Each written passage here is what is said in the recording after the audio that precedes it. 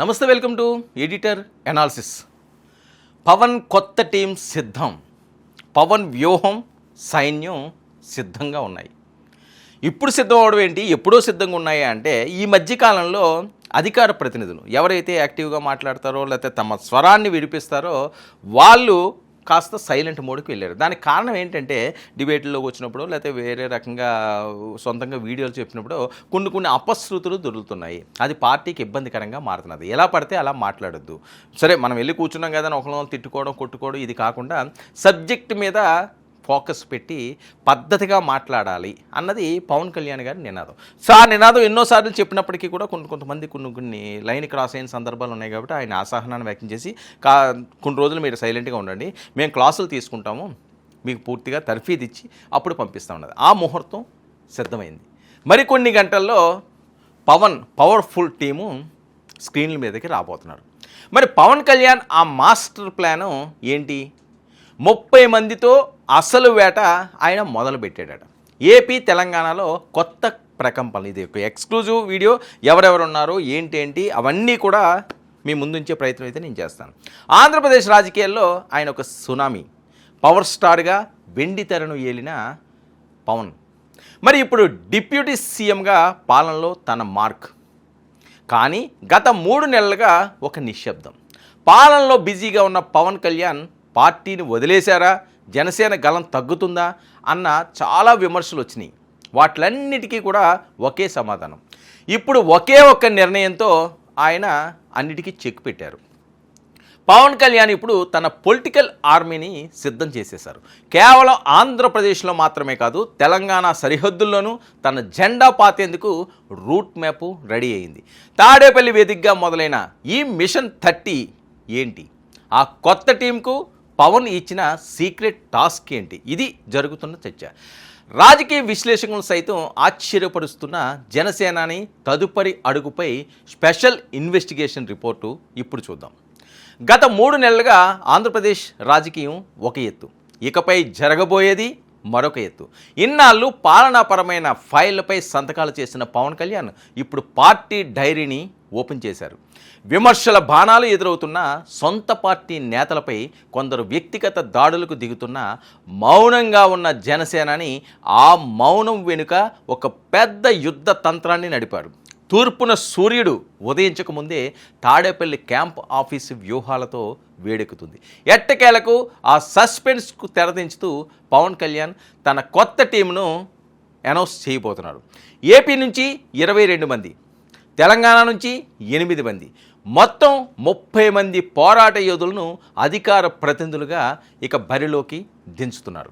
ఈ టీం ఎంపిక వెనుక పవన్ కళ్యాణ్ ఒక సైంటిఫిక్ అప్రోచ్ ఫాలో అయ్యారు. ఒక్క ఎన్టీఆర్ జిల్లా నుంచే 3 పికప్ చేసుకోవడం వెనుక పక్కా లెక్కలు ఉన్నాయి. రాయపాటి అరుణ, కిరణ్ రాయల్, కీర్తన, వినోద్ బాబు, నల్లం శ్రీను, సుజాత, లక్ష్మీకాంత్, ఇలా వివిధ వింగ్స్ నుంచి ఒక్కొక్కరిని కూడా ఈయన అధికార ప్రతినిధులుగా నియమిస్తారు. మరి ఒకరిని మించిన వారు మరొకరు. వీళ్ళందరూ కూడా ఫైర్ బ్రాండ్స్. మరి వీరిని కేవలం నియమించడమే కాదు, వీరికి అక్షరాల శిక్షణ ఇచ్చే బాధ్యతను అత్యంత నమ్మకస్తులకు అప్పగించారు పవన్ కళ్యాణ్. ప్రముఖ నిర్మాత రామ్ తల్లూరితో పాటు ఎంఎస్ఎంఈ చైర్మన్ శివశంకర్ ఇప్పుడు తాడేపల్లిలో ట్రైనింగ్ క్యాంప్స్ నిర్వహిస్తున్నారు. ప్రత్యర్థుల విమర్శలను ఎలా తిప్పికొట్టాలి, పార్టీ సిద్ధాంతాలను ప్రజల్లోకి ఎలా తీసుకువెళ్ళాలి అనే అంశంపై ఈ టీంకు గెరిల్లా మార్కెటింగ్ తరహాలో శిక్షణకు ఏర్పాట్లు చేశారు. మరి అసలు పవన్ కళ్యాణ్ ఇప్పుడు ఈ నిర్ణయం ఎందుకు తీసుకున్నారు? దీని వెనుక ఉన్న అసలు టార్గెట్ ఏంటి? ఇక్కడే అసలు ట్విస్ట్ ఉంది. త్వరలోనే ఏపీలోను అటు తెలంగాణలోను స్థానిక సంస్థల ఎన్నికలు రాబోతున్నాయి. జనసేన సత్తా చాటాలంటే క్షేత్రస్థాయిలో పార్టీ వాయిస్ చాలా బలంగా వినిపించాలి. ముఖ్యంగా ఇటీవల కాలంలో పవన్ కళ్యాణ్ను వ్యక్తిగతంగా టార్గెట్ చేస్తూ వస్తున్న విమర్శలకు చెక్ పెట్టడమే ఈ కొత్త టీం ప్రధాన ఉద్దేశం. మరి సోషల్ మీడియాలో వచ్చే ట్రోల్స్ నుంచి టీవీ డిబేట్లలో వచ్చే కౌంటర్ల వరకు ఇకపై పవన్ కళ్యాణ్ సేన గట్టిగా బదులివ్వనుంది. మరి దాసరి కిరణ్ వంటి కీలక నేతల సమన్వయంతో ఈ పొలిటికల్ థ్రిల్లర్ ఇప్పుడు ఒక కొత్త మలుపు తిరగబోతుంది. ఇక చాలా కీలక నేతలు, పవర్ఫుల్ వాయిస్తో ఉన్న వాళ్ళు రాయపాటి అరుణ, కీర్తన, అలాగే దాసరి కిరణ్, శివపార్వతి ఇలాంటి వాళ్ళు చాలామంది ఉన్నారు. సో వివేక్ బాబు వీళ్ళందరూ కూడా ఒక టీంలా తయారయ్యి ఈసారి ప్రత్యర్థుల గుండెల్లో నిద్రపోతున్నారు తన మాటలతో అని చెప్పి వస్తుంటాకు. ఈ పొలిటికల్ థ్రిల్లర్ ఇప్పుడు కొత్త మలుపు తిరగబోతుంది. మరి తెలంగాణలో జనసేన ఉనికి లేదన్న వారికి 8 మంది ప్రతినిధుల నియామకంతో గట్టి సంకేతాలు పంపారు పవన్ కళ్యాణ్.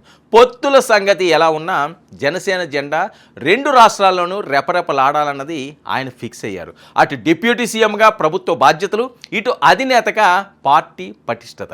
మరి పవన్ కళ్యాణ్ ఇప్పుడు డ్యూయల్ రోల్ పోషిస్తున్నారు. ఈ కొత్త టీం పవన్ కళ్యాణ్ ఆశించిన ఫలితాలను ఇస్తుందా, ప్రత్యర్థుల ఊహాలను చిత్తు చేస్తుందా మరి అన్నదే ఇప్పుడు $1 మిలియన్ ప్రశ్నగా ఉంది. నిశ్శబ్దం విడిపోయింది.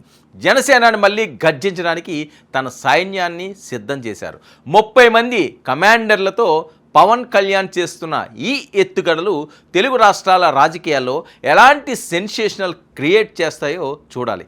ఏది ఏమైనా రాబోయే స్థానిక ఎన్నికలు మాత్రం ఒక సినిమాటిక్ పొలిటికల్ వార్ను తలపించడం ఖాయంగా ఇప్పుడు కనిపిస్తుంది.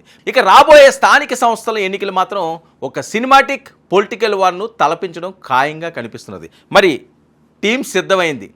రేపటి నుంచి ఏ రకంగా వీళ్ళు ప్రభావం ఉంటుందో, మరి ఎలాంటి వాయిస్ మళ్ళీ జనసేన నుంచి వస్తుందో అన్నది చాలా ఆసక్తిగా ఏపీ తెలంగాణ రాజకీయాల్లో చూడబోతున్నారు. ఇది ఈనాటి the editor analysis. Stay tune to 9 news.